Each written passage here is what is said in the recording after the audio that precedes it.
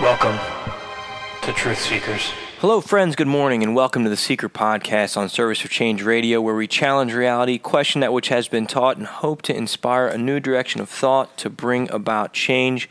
I'm your host, Dennis Nappy II, on this Wednesday morning, July 29th, 2015. So much to go into this morning. I'm not going to get to everything I want to talk about, so I'm going to have to spread it out across the next couple of shows. But yesterday, I thought there were so many fascinating things floating across the news feeds and the social media, things that warrant our attention.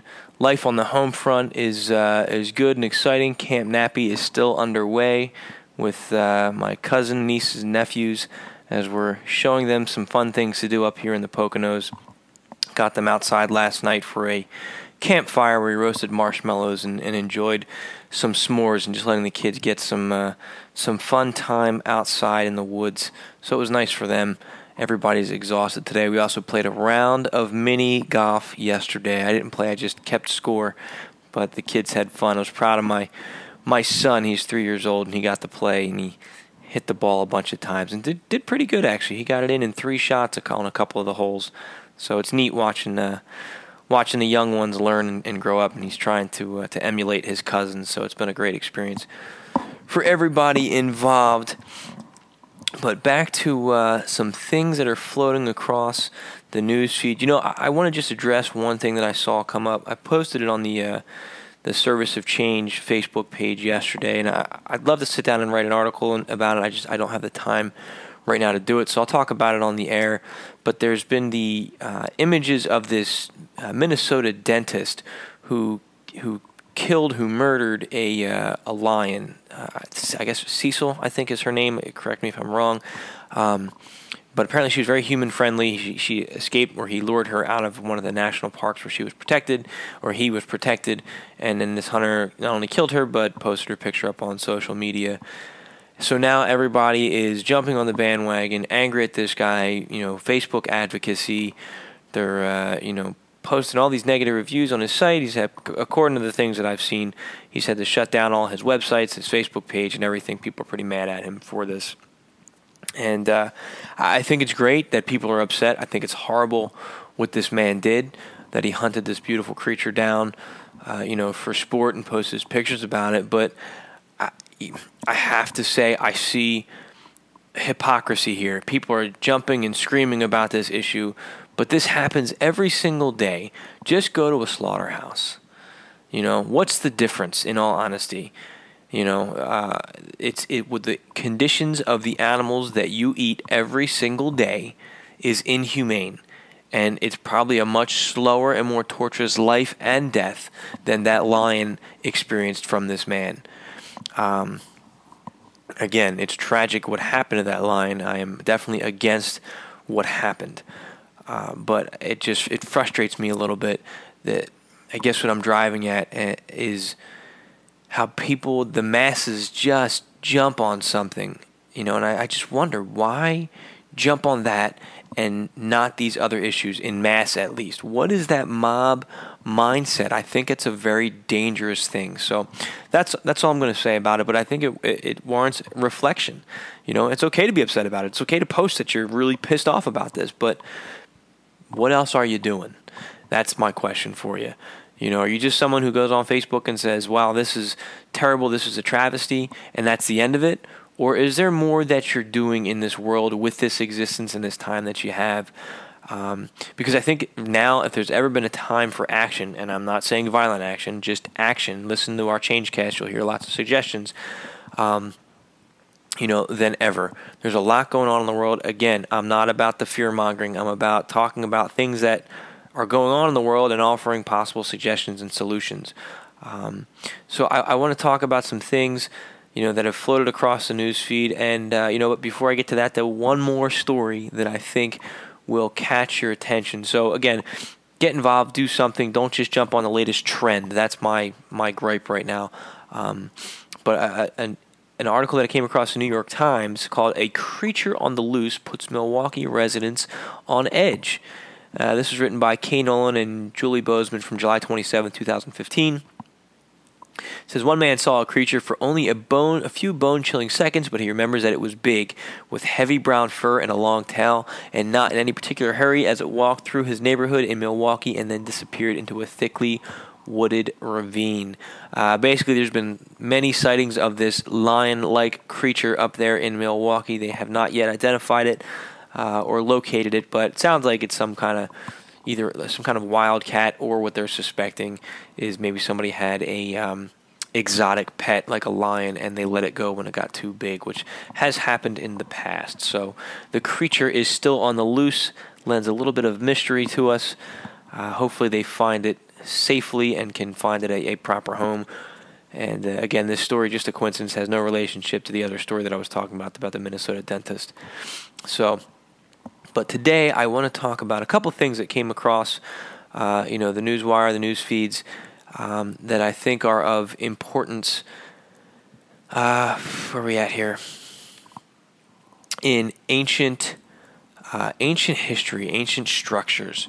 Let's talk about this for a minute, because our history, our true history, has been erased.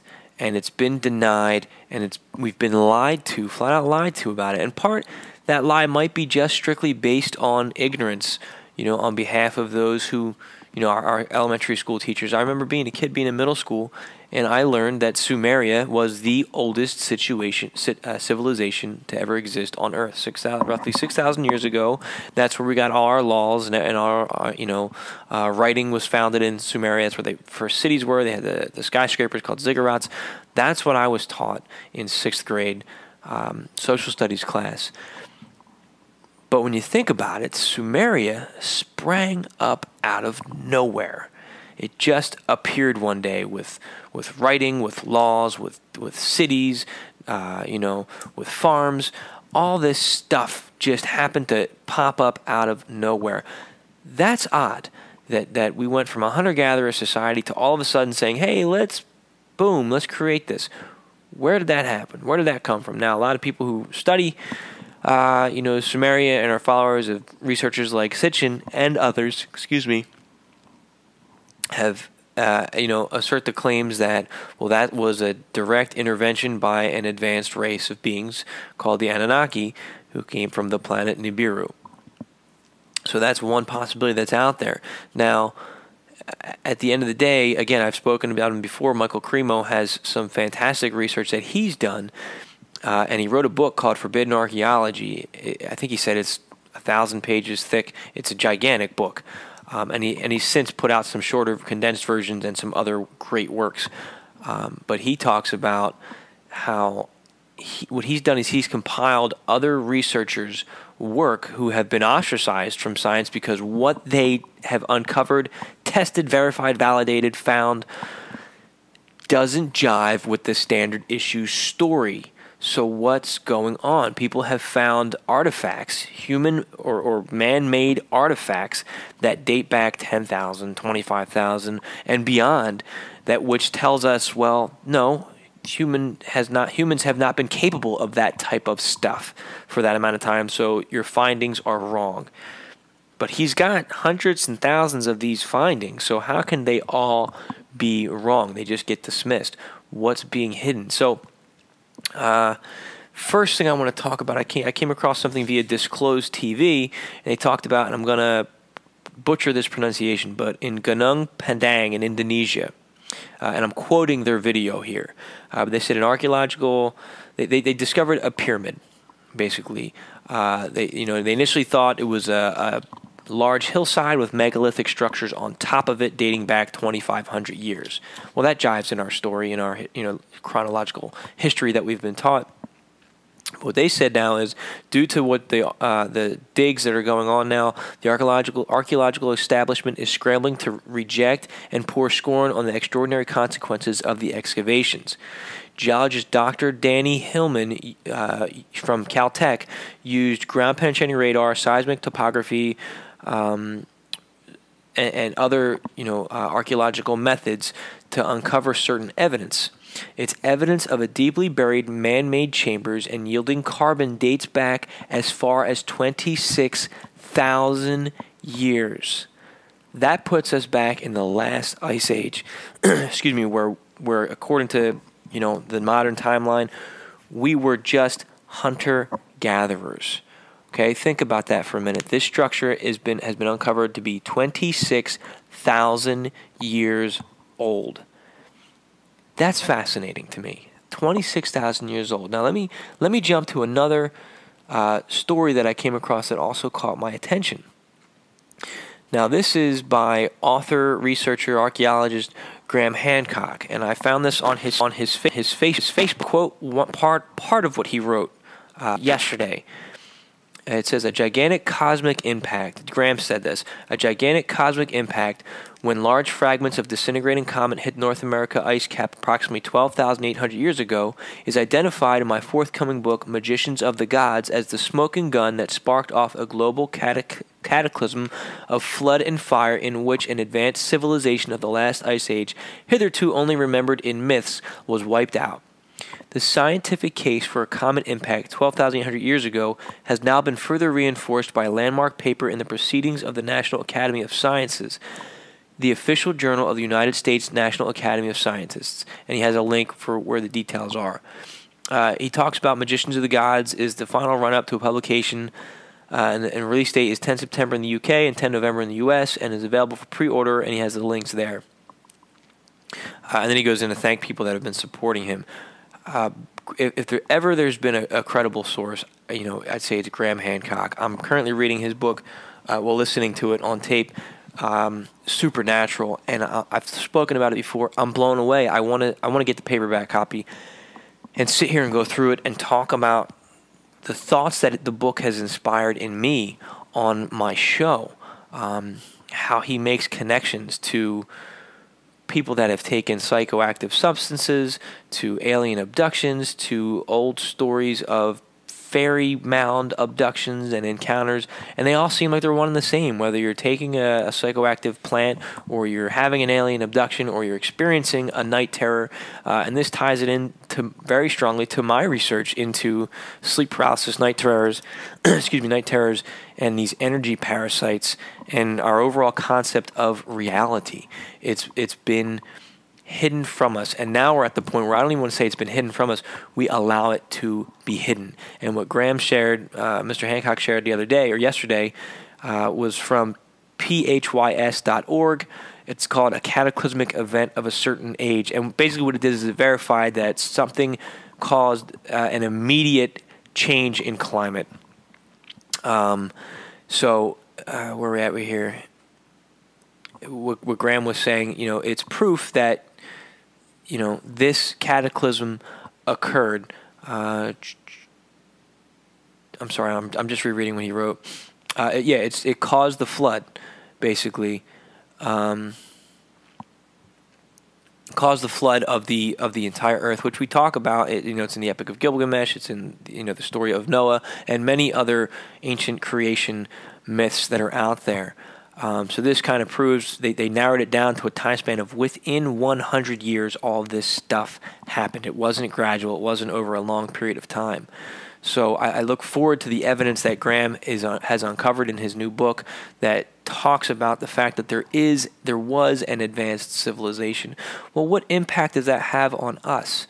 How does knowledge of an ancient advanced civilization affect our day-to-day lives? Does it impact our ability to go to Walmart? Does it impact anything that we do? I'd say 1,000 times yes, it should. I feel a strong emotional reaction when I hear about this stuff, when I think about this. I remember the first time I found a video that talked about Lemuria or Mu or Oceania, all one and the same, out in the Pacific. It was a continent, that is said to have an advanced society, advanced civilization that was there, of a highly intuitive people that was wiped out by a great cataclysm. The work of Michael Tessarian talks about Lemuria being the children of Atlantis that left and rebelled and kind of sparked part of the story in the Bible. They were the people of the snake that then came in and rescued Adam and Eve ultimately from Atlantis and just, so Michael Tessarian does some great research on that. But something resonates with me when I hear that. It's a sadness that there was a society that may have been more spiritually advanced than us. I'd argue that's not very difficult in this day and age, and possibly more technologically advanced than current life on Earth, our current human civilization on Earth. Let me say it that way. And they talk about, how this society was destroyed. And I wonder, number one, why do we have this evidence of a massive cover-up of that information? What does the establishment have to gain by hiding that? I just think it's something that's very important for us, because if we understand that a society, an advanced society, has been here and failed in the past, they didn't make it, or if they did make it, maybe they're still here. Maybe they have influence over us, maybe they don't. Maybe they're walking among us, maybe they're not. Maybe they're controlling us. Maybe they're the reason why we see all this chaos.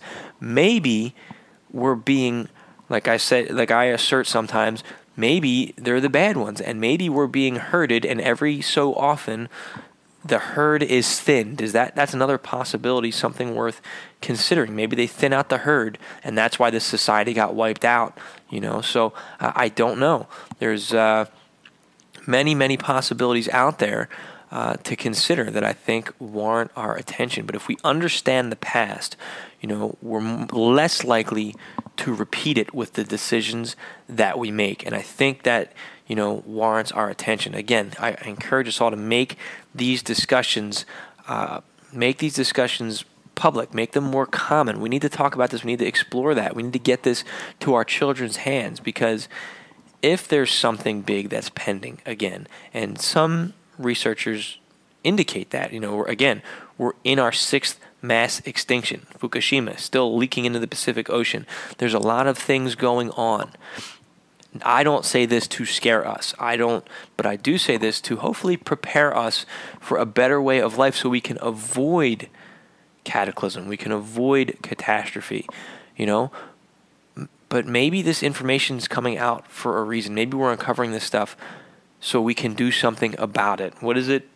People who don't study history are doomed to repeat it. People who do are forced to sit back and watch, while those who don't study it are repeating it anyway. I'm butchering that quote. But anyway, something to think about, something to look into. I think that the connection to the past, who was here before us, what they knew, and how they left us, if they even did, is very important. I know the Hopi talk about how after the destruction of the last world, they went underground to live with the ant people. And I'm going to talk about something that's going on with an Apache tribe. Maybe tomorrow I'll get into that. I think it's very important, tying it into the further destruction of the knowledge and the ways of life of the Native Americans, because I believe that they are the record keepers. They are the ones that stayed behind as representatives of mankind to keep the story going. And what have we done? Genocide doesn't even begin to explain what happened to those people. So I'm going to leave it at that right there. Look into the advanced civilizations. We need to better understand them, what they knew, who they were, because I think that could change our understanding of who we are. And that is key. As my book says, I am human and we are not who we think we are. understanding our past is a big piece to understanding our present and our future. You can read that book for free, serviceofchange.com/IamHuman. Please check out my YouTube page. Search for Truth Seeker. You know what? Just click one of the YouTube videos that you can find on Facebook.com/Truth Seekers, TruthSeikers. It's got hours and hours and hours of great videos. There is a playlist on there called Advanced Civilizations. That's a great starting point if it catches your interest and you want to start doing your own research. So check out the Truth Seekers YouTube page. And do me a favor, just hit that subscribe button so I know that my words are reaching your ears and I can just kind of get an idea of who's listening. I'd love to hear from you. I'd love to have some interactions, and definitely like us on Facebook as well. So that is all the time I have. Unfortunately, I'd like to keep going today, but I'm out of time. I'm Dennis Nappy II. This has been the Seiker Podcast on Service of Change Radio. Be sure to get our free mobile app at serviceofchange.com so you can listen on the go, where small changes among the masses can have a massive impact around the world. I encourage you to be that change. Never stop questioning and keep an open mind. Thank you.